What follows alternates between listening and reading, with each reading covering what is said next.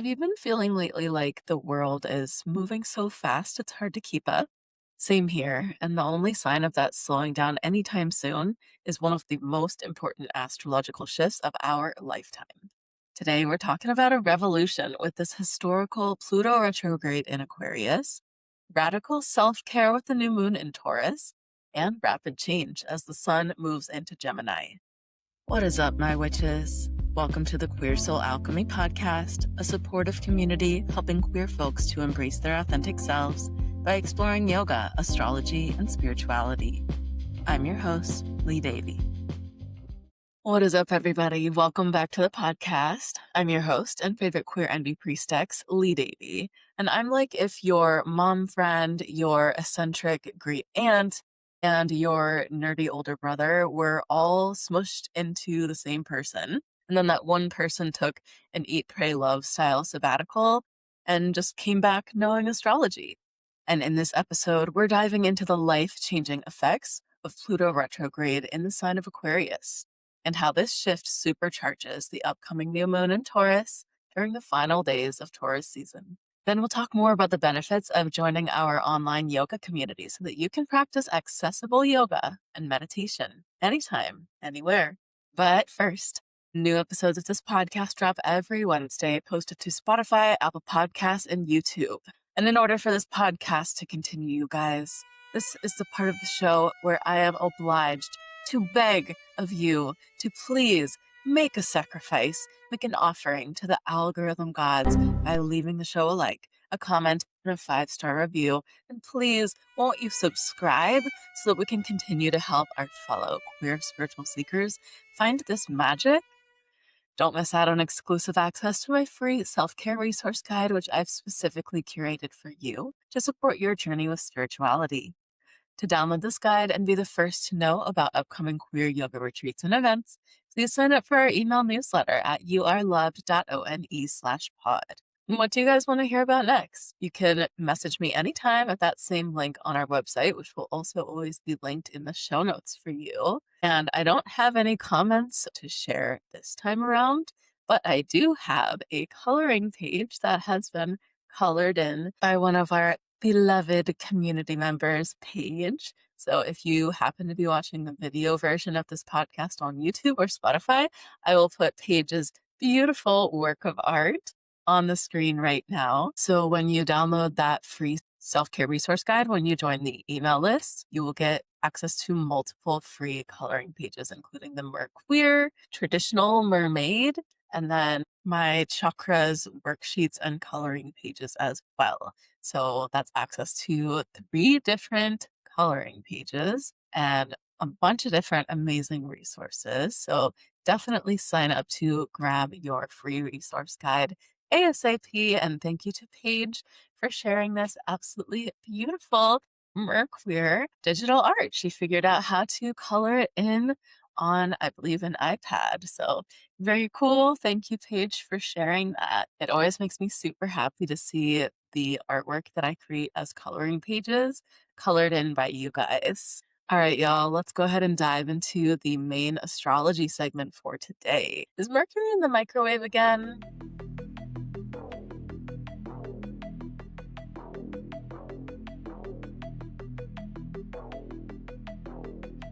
No, Mercury is not in retrograde. And actually, we've been enjoying this period of no retrograde planets from the end of March and then all throughout April.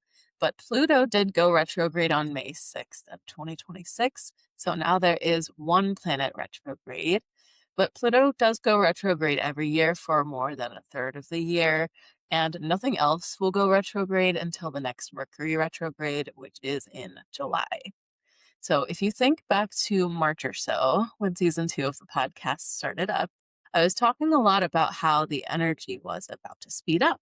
And that shift was definitely noticeable for me. I feel like I blinked and April was gone. If you've been feeling overwhelmed and like everything has been happening way too quickly, hang in there because before you know it, we will be back in retrograde season when multiple planets are in retrograde for about half of the year, starting in late summer into the fall, and you might even miss this feeling then. Who knows? So everything except Pluto is direct throughout June, and then July we have the second Mercury retrograde of the year.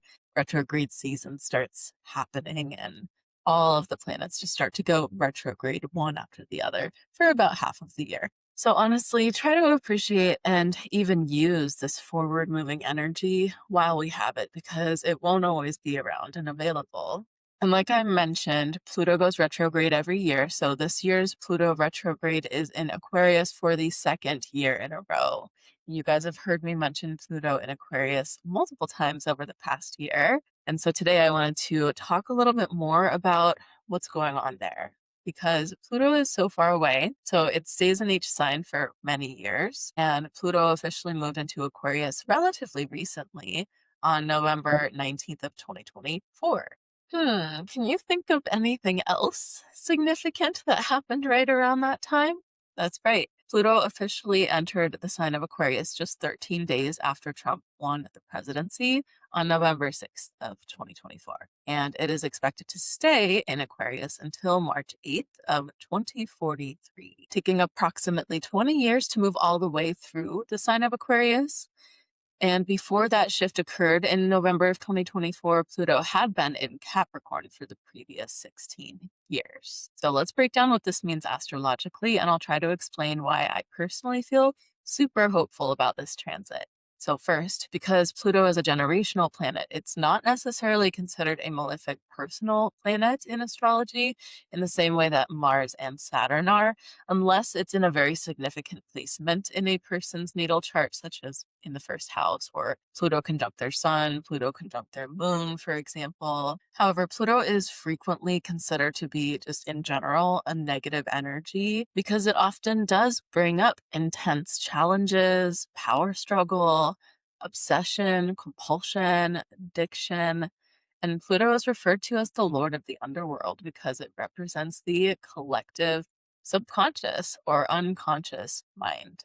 On May 6th, Pluto stationed retrograde at 5 degrees of Aquarius, the sign of the people, slowing down the collective's forward momentum and inviting us on a journey of destroying old structures in order to hold space for deeper inner transformation on a personal level.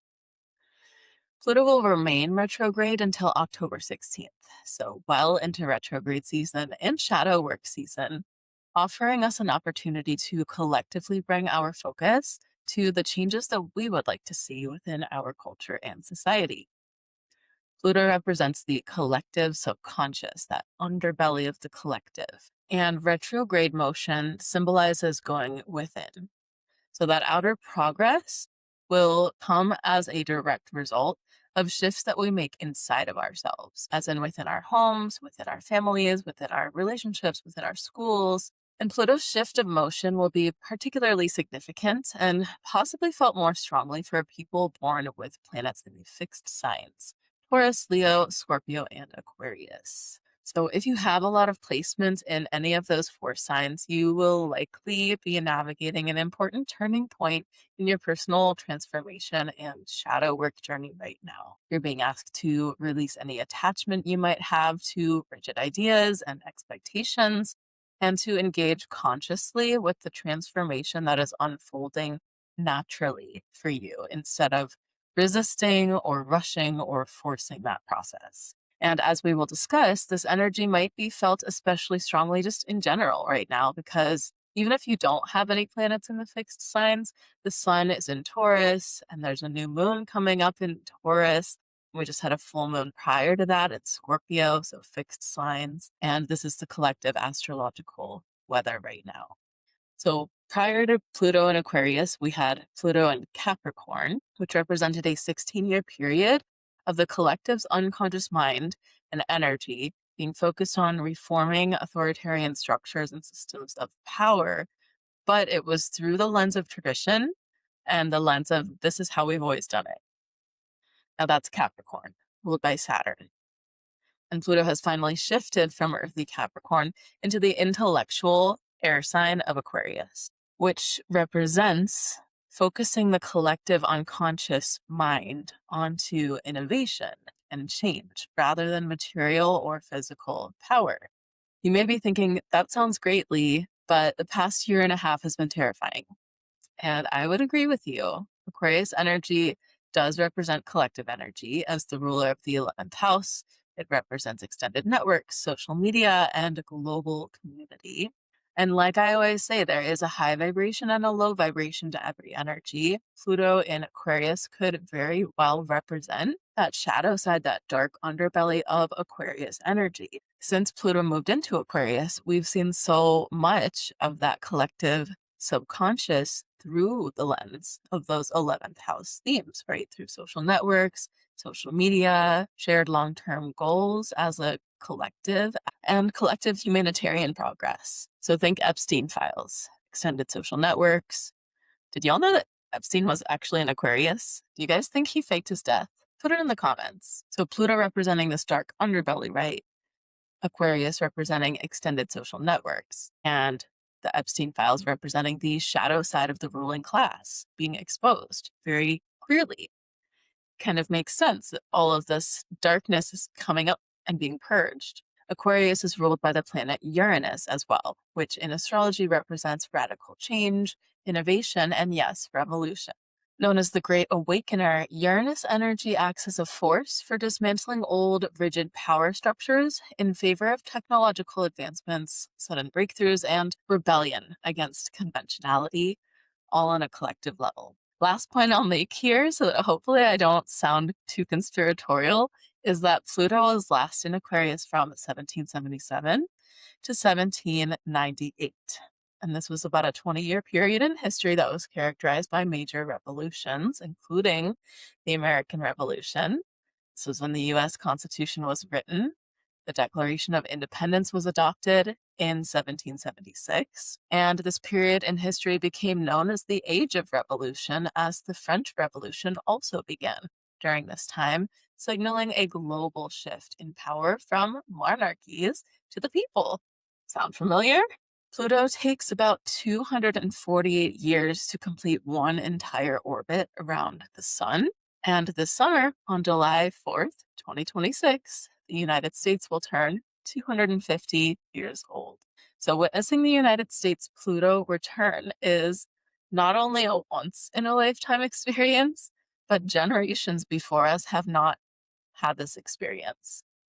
History demonstrates that this specific transit fundamentally alters societal structures, typically shifting focus toward technological breakthroughs and power toward the people and away from old hierarchies. So, pretty cool stuff. Now, let's talk about how this relates to the upcoming new moon in Taurus, which will be on May 16th. And the sun will be in the final degrees of Taurus until it moves into Gemini on May 21st. To review, Taurus is the archetype of the bull. It is the fixed earth sign ruled by Venus, planet of love, beauty, pleasure, and value. This energy is soft yet sturdy. A high vibrational Taurus friend is the rock you need, the friend who shows up with snacks, a plan, and some movies. Fixed earth energy brings patience, loyalty, and endurance, and it builds things to last. But fixed energy also resists change, especially when there's a double dose of this energy, which there is with both the sun in Taurus and the upcoming Taurus new moon.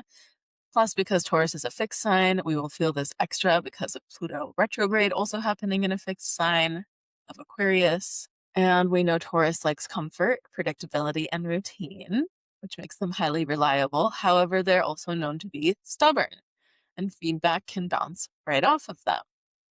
Control for Taurus is about comfort and safety. If I can stabilize my environment, my finances, my relationships, then I'll feel safe, right? And material security does matter, but Taurus may try to equate self-worth with material possessions, appearance, or financial status. And overindulgence can become a coping mechanism. Greed, vanity, laziness, or addictive tendencies can surface. Taurus can also slip into all or nothing patterns, becoming either hyper-disciplined about security or completely checked out in sensory indulgence and pleasure. So the lesson is moderation. as it so often is. Sustainable pleasure, and Taurus teaches us that our worth is inherent. There's no need to overwork or hoard or overindulge. When you're healthy, true abundance is rooted in alignment. And alignment is when your body, your values, and your choices all are in agreement and there's a state of harmony. This new moon in Taurus represents an energetic reset for your relationship to all of these themes. And this new moon asks, what are you building that you actually want to maintain? Is there any way you're being too stubborn or too rigid? Taurus also teaches us that sustainable pleasure, not chasing dopamine spikes and not impulsive indulgence, but steady nourishment, the kind that regulates your nervous system instead of desensitizing it. So let's reflect, you guys. Where do you feel like you're clinging to comfort that no longer serves your growth? Where do you need to invest in long-term stability instead of short-term gratification? Where could you use more embodied pleasure and self-care in your day-to-day? The sun moves from Taurus into Gemini on May 21st, and I can already tell that I'm tapping into Gemini energy from how unhinged this episode has been so far. So on our journey through the zodiac this year, first, Aries brought us a sense of existing as an individual or a sense of ego. And then Taurus grounded and embodied that consciousness through the physical senses. So if Taurus represents the physical body, then Gemini represents the mind. Gemini asks questions, gathers stories, and thrives in conversation. And we'll dive really deep into the archetype of Gemini on the next astrology episode. But here's a general overview. So Gemini season runs from May 21st to June 21st. And the archetypes are the twins, the journalist, and the student. Gemini is the mutable air sign ruled by Mercury, planet of intellect, language, and perception. So where Aries rules the first house of the self and Taurus rules the second house of possessions, Gemini rules the third house of early childhood, mind, communication, and intellect. Quick-witted, analytical, irreverent, and often hilarious, Gemini energy thrives on learning. They absorb information quickly and sometimes forget it just as quickly because their curiosity is already chasing the next idea. As the mutable air sign, Gemini is adaptable and sociable. They're natural communicators and responsive listeners, able to mirror different personalities with ease. Hence the twin archetype. And Geminis can blend seamlessly into different social spaces, bringing unlikely people together and facilitating conversations and friendships and community between them, which I relate to. And I have two Gemini placements. My Venus and my Mars are in Gemini. I feel like that's how I spend a lot of my time. The shadow side of Gemini is that when the mind is always active, of course, it can spiral into overthinking and anxiety, to where silence feels loud and stillness feels unbearable. Gemini often tries to logic or laugh off their emotions as well, instead of feeling them. Like if I can analyze it, then I can control it. And if I understand it intellectually, then I don't have to feel it. That's something all of the air signs struggle with. So Libra and Aquarius also experience that. And the deeper lesson for Gemini is that there's no like final destination of knowledge. As the perpetual student archetype, Geminis must learn that no book or podcast can ever deliver a permanent answer to the question of who am I? And that information only turns into wisdom when it is integrated through actually experiencing rather than just like intellectualizing. If Gemini is your sun sign, your identity centers around communication, adaptability, and a lifelong love of learning. If Gemini is your moon sign, then your emotional world processes through thought and conversation. You feel safest when you can talk it out. And if Gemini is your rising sign, then others experience you as witty, intelligent, and socially fluid, even if your inner world feels scattered. Let's reflect on Gemini. Check out your natal chart and see which house or planets are ruled by Gemini in your chart. And ask yourself, where am I intellectualizing my feelings instead of actually feeling my feelings, like somatically in my body? And to help you feel your feelings, you can join our online community for more queer yoga practice and astrology-based meditations. Yoga is for everyone, you guys, and you belong here. Whether you're immunocompromised, a full-time parent, or differently abled, or lack access to transportation, or live outside of Northeast Ohio, now you can practice from the comfort of your own home. We created this online membership program to be as accessible as possible to allow our community to connect with like-minded LGBTQ plus folks and allies around the world. Learn about yoga philosophy, meditation practices, and spirituality in a queer, affirming, uplifting, and supportive environment. And of course, we're welcoming to yoga beginners, and our offerings are made by and for neurodivergent folks, you guys. So if you've been listening to the podcast for a while, you know that we are completely self-funded and self-sustaining.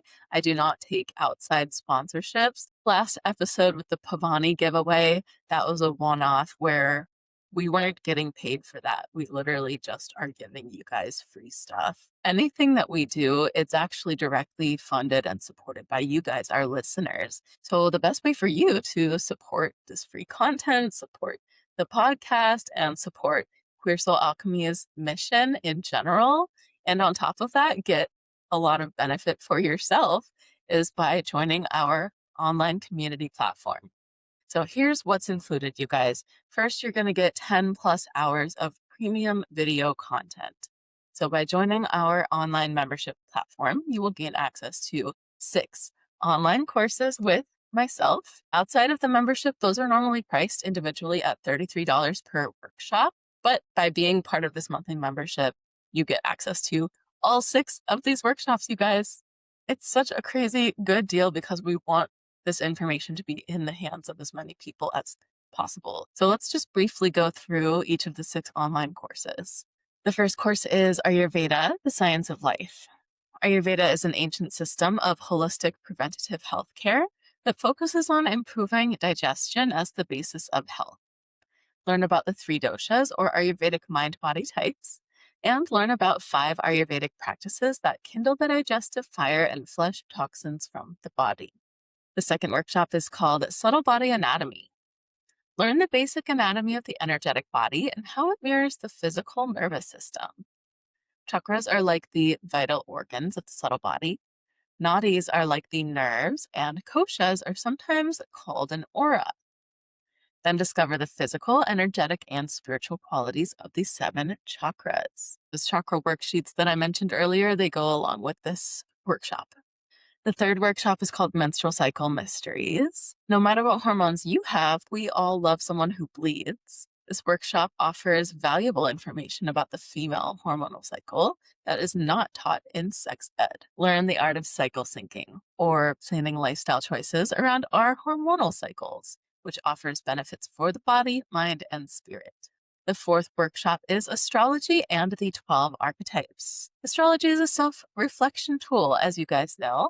And in this workshop, you'll learn how to decode the personal star map that is your natal chart. We cover the 12 zodiac archetypes, the symbolism of the planets, the modalities and elements, and the houses. The fifth workshop is Introduction to Yoga Philosophy. Have you ever wondered how yoga goes beyond the mat? This workshop will show you how yoga philosophy, meditation, and the practice of self-inquiry can transform your life. We cover the yamas and niyamas, which are the 10 ethical guidelines found at the heart of authentic yoga practice. And the 6th workshop is Vinyasa and Yoga Class Sequencing.